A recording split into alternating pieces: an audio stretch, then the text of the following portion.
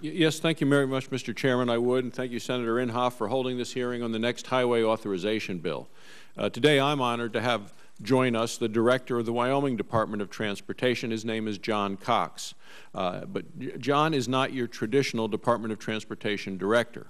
He has a 28-year background in law enforcement, and since 2005, he has continued to serve Wyoming in his role as the Wyoming Department of Transportation Director.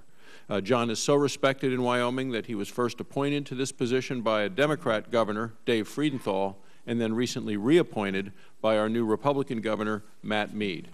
John and I worked closely together in the Wyoming legislature when I was chairman of our Senate Transportation and Military Affairs Committee. In fact, we worked together to increase the state's highway construction biennial budget from $40 million to $200 million. John understands rural transportation. As a young patrolman, John drove many miles on the rural roads of Wyoming, and he knows that we need a national system. We don't need a regional system that only serves largely populated urban areas. So I know that the committee today will benefit from the testimony and wisdom of John Cox. Thanks for being with us. Barrasso. Thank you very much, Mr. Chairman. Director Cox, the map that you included in your testimony, I thought really highlighted the connectivity challenges that we face in Wyoming and Idaho and Montana and North and South Dakota. But as Senator Baucus has said, Montana and Wyoming allow the flow of commerce to move from coast to coast. These are the bridge states that keep our transportation system whole. Could you elaborate a little bit on the national consequences of not adequately funding the rural states like Wyoming and Montana? Mr. Chairman.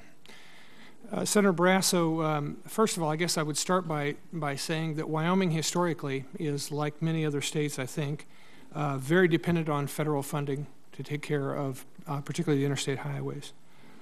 There was a term used by my colleague from Alabama that I can't remember exactly what it was, but what we call I-80 in Wyoming is the 1,000-pound gorilla.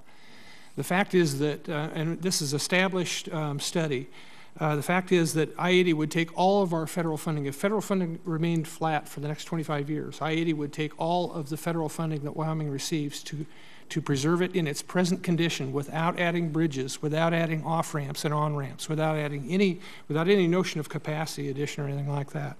So the need is obvious. Any cessation or any loss of federal funds is going to have a dramatic impact on that. A few years ago, I learned that about 20% of the American population lives within a 200-mile radius of Chicago. Much of the goods, many of the goods that serve that population enter the United States at the western ports, LA Long Beach, Oakland, Seattle.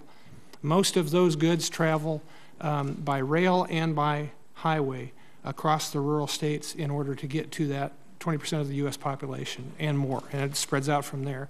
So the whole idea of funding these rural bridge states in an ongoing sense is absolutely critical, in my opinion.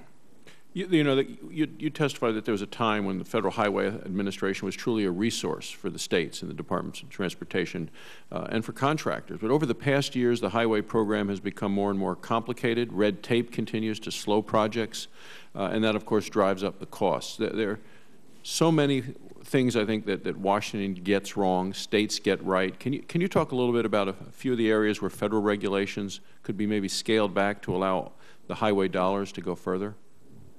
Mr. Chairman, Senator Barrasso, I guess I would reiterate the comments that I made just a little bit earlier about avoiding additional regulations in the new bill. Again, giving NEPA hard deadlines for all comment periods involved in the process we think is critical. And I agree with Mr. Ridley's comments in the broad context of any kind of reconstruction that takes place within the footprint of existing facilities needs more categorical exclusion granted.